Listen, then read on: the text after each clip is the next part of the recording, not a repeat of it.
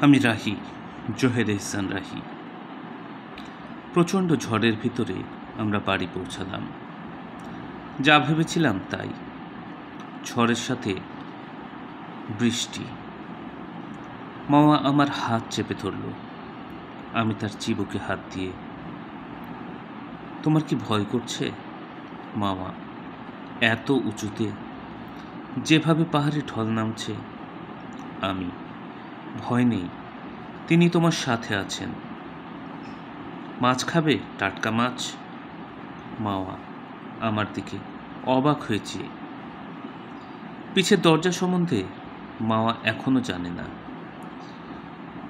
আমি তাকে বসিয়ে বললাম, তুমি একটু টিভি দেখো, আমি আসছি। মাওয়া আমার হাত চেপে ধরল। আমি তার কপালে হালকা চুম্বন দিয়ে দ্রুত চলে গেলাম। বারান্দায় গিয়ে জাল হাতে নিয়ে চারিদিকে চাইলাম। না, একটা রিস্ক নিতেই হয়। জুতো জোড়া পায়ে ঢুকিয়ে নিলাম। পাহাড়ে জঙ্গলে চলার সময় আমি এই জুতোই পরি।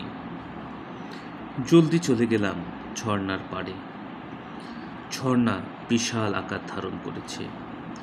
জলদি এখান থেকে কেটে পড়তে হবে। জাল ছুঁড়ে দিলাম ছিলে। একটু থেমেই টানতে লাগলাম। খুব ভারী। এখন জাল আটকে গেলে তো জালটা হারাতে হবে। আর পানি যেভাবে বাড়ছে তাতে সময় খুব কম। আর এখানে তেমন কিছু থাকার কথাও নয়। তবে মহান সৃষ্টিকর্তাকে স্মরণ করে জোর দিয়ে দিলাম টান।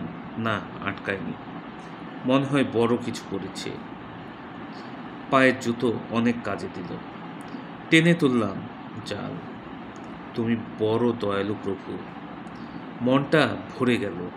3টে বিশাল আকারের মাছ আর ছোট ছোট বেশ কিছু মাছ। আমি ঝিল থেকে অনেকটা দূরে সরে গেলাম। বৃষ্টির পানিতে জাল ধুয়ে গেছে। জলদি মাছগুলো পরিষ্কার জায়গায় রেখে জালটি পরিষ্কার করে আবার এগিয়ে গেলাম। জাল ছুঁড়ে দিলাম। আবারও, এবার আরও ভারী। জাল টানতে গিয়ে পা পুঁতে যাচ্ছে। বেশ বেকায়দায় পড়ে গেলাম। এখন জালটা মনে হয় খোয়াতেই হবে। হঠাৎ কালো হ্যান্ডগ্লোভ পরা একজোড়া হাত জালের দড়ি চেপে ধরল। আমরা দুইজনে জাল টানতে লাগলাম। জাল উপরে উঠাতেই ওয়াও বলে চেঁচিয়ে উঠল। আমি তার দিকে চাইতেই সে আমার মুখ বন্ধ করে দিল। এইভাবে অনেকক্ষণ কেটে গেল। আমি, মাওয়া, আমরা তো জঙ্গলের প্রাণী নই। মাওয়া আমাকে ছেড়ে সরে গেল। আমি, এই যাচ্ছ কোথায়? এসো, জালটি তুলতে হবে তো। মাওয়া খুবই লজ্জিত। সে মাথা না তুলে বলল, আমি পারবো না। ঘরে চললাম। আমি তার দিকে চেয়ে বললাম, তোমার কাঁধের তিলটি কিন্তু খুব সুন্দর। মাওয়া ঘরের দিকে চলে গেল। প্রায় দৌড় দিল। আমি মাছ নিয়ে বাড়ি পৌঁছালাম। মামা কি যেন করছে। আমি, what happened sweet heart? Network বন্ধ, টিভি চলছে না। আমি, এ যাবৎ তো আমার এখানে এমন হয়নি। তুমি মাছগুলো সামলাও, আমি আসছি। ইন্টারনেট নেই, মোবাইলের নেটওয়ার্ক নেই। আজ পুরো 5টি দিন হয়ে গেল, কারোর সাথে কোনো যোগাযোগ নেই। পাহাড়ের মাথার উপরে আমি আর মাওয়া। রেডিওতে বিভিন্ন দেশের খবর আর প্রোগ্রাম শুনছি, কিন্তু আমাদের দেশের কোনো খবরই পাচ্ছি না। তবে কি আমরা সেই বিপজ্জনক সময়ের মাঝে তিনি যা করবেন নিশ্চয়ই ভালোই করবেন। সপ্তম দিনে নেটওয়ার্ক পেতেই আমি এবিকে ফোন দিলাম। এবি, দোস্ত, খুব পেরেশানের মাঝে আছি আমি। কেন, কি হয়েছে? এবি, কি হয়েছে মানে? তুই কোথায়? আমি, একটু নিরিবিলিতে থাকার জন্য পাহাড়ে এসেছি। 10 দিন যাবৎ আটকে আছি, নেট ছিল না। এবি, তুই তাহলে একমাত্র ব্যক্তি যে কিছুই জানে না। আমি, কি জানি না? এবি, সরকার আমাদের দেশের ছেলেদের গুলি করে হত্যা করেছে। সরকার ও তার মন্ত্রী পরিষদ দেশ থেকে রাতারাতি পালিয়েছে। এখন দেশে নতুন সরকার।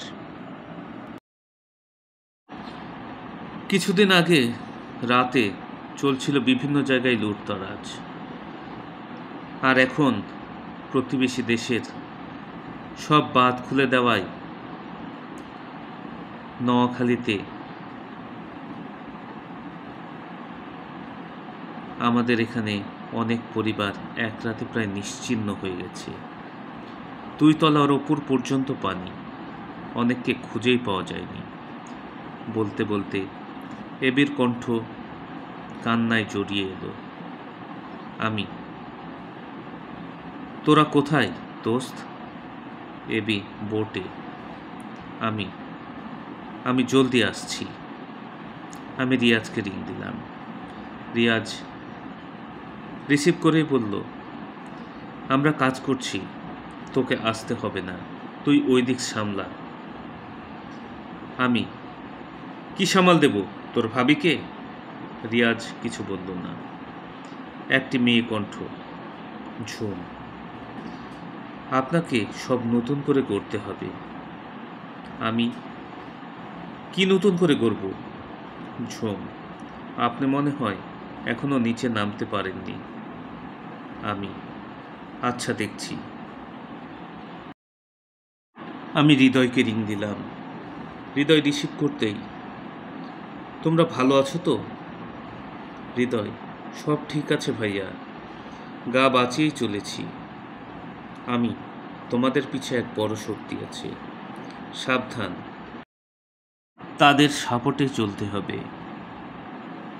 রাজনীতি খুব খারাপ, তোমরা তাতে জড়াবে না, শুধু সেবা দিয়ে যাও। আমরা এতদিন যা করেছি তাই করব। এখানকার অবস্থা ঠিক করে আমি জলদি আসছি। মামা, তারা এত খারাপ ছিল? আমি, তাই তো দেখছি। মামা, আপনাকে কেমন যেন অন্যরকম লাগছে। আমি, ভালো না খারাপ? মামা আমাকে জড়িয়ে ধরে বলল, সে যা হারিয়েছে আমি তা পেয়েছি।